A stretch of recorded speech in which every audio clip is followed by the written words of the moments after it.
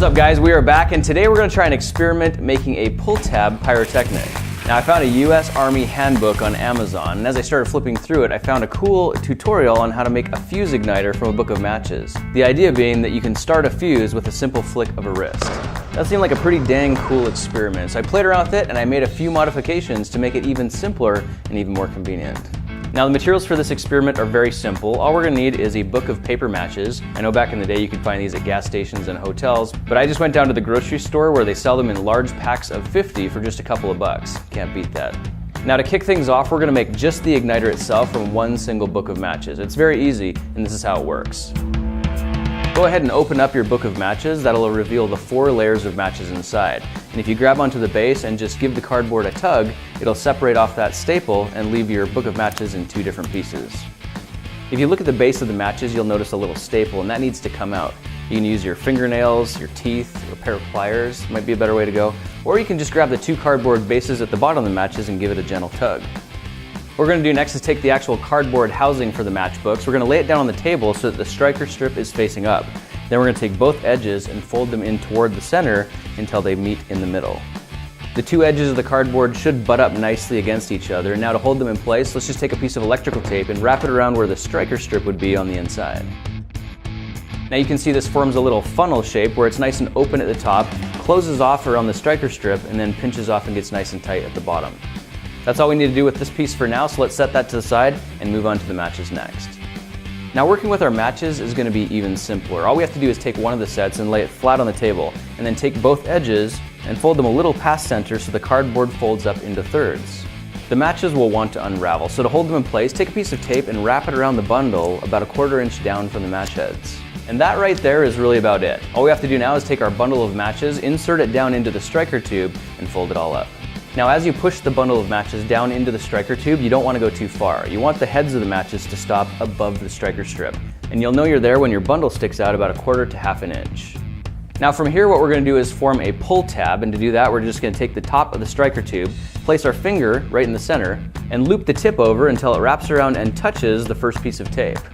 Use another piece of tape to hold the tip in place and you'll end up with something looking like this, a little pyrotechnic whistle. So check it out guys, using nothing but a book of paper matches and a little bit of tape, we've created ourselves a really cool looking ring pull initiator. The question is, does it work?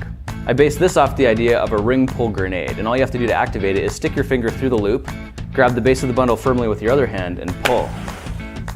It really is just as simple as that, and to get this thing to ignite a fuse really is pretty simple as well. You can see when you pull the 2 apart, the friction from the striker strip on the inside ignites all the match heads at once. That delivers a lot of heat and a lot of energy in one single burst.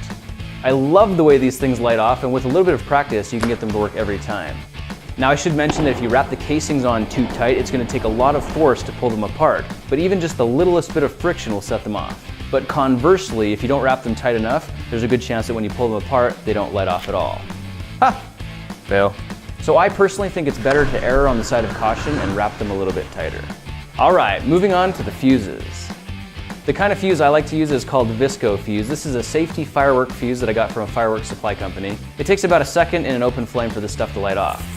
To get this stuff to light off with our pull start pyro, we only have to make one simple modification, and that's to tie a small knot in the top. Now to get the fuses to work with our system, all we have to do is take the knotted end and stick it at the top of our match heads on the bundle and start rolling it up from the side.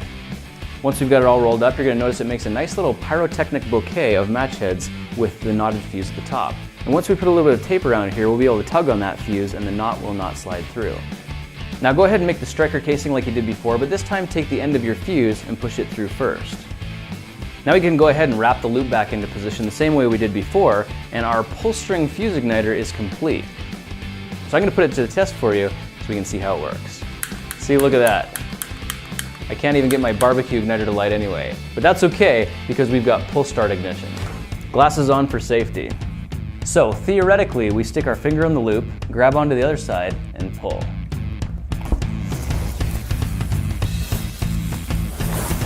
Woo! Yeah! You can see my hand just pulling off that sheathing, and there it goes. One match lights, it looks like it lights the other ones, and then within about a second or less, the fuse lights off. So it looks like if you err on the side of making them a little bit tighter, there's a higher chance that your handle will break off but a lot higher chance that your fuse will actually ignite as well. I love this stuff. The fuse worked, guys. That was amazing.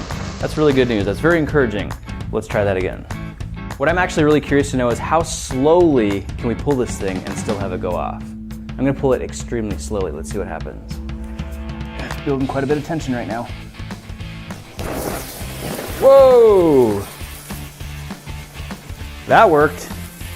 And the match just fell off, but they're still going. But that definitely worked. That definitely worked.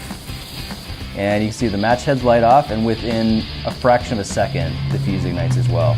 That gets hot really fast, guys. Sweet. Dang, look how bright that fire is. And that really does send off a shower of sparks, doesn't it? That's what I'm talking about, right there. And that is success. I love to see things work. So there you have it, guys. Apparently with a simple book of paper matches and a little bit of tape, we now have the power to ignite pyrotechnics with the flick of a finger. Whoa! Hey, thanks for joining me for this experiment, guys. I'll be looking for you in the next one. Talk to you then.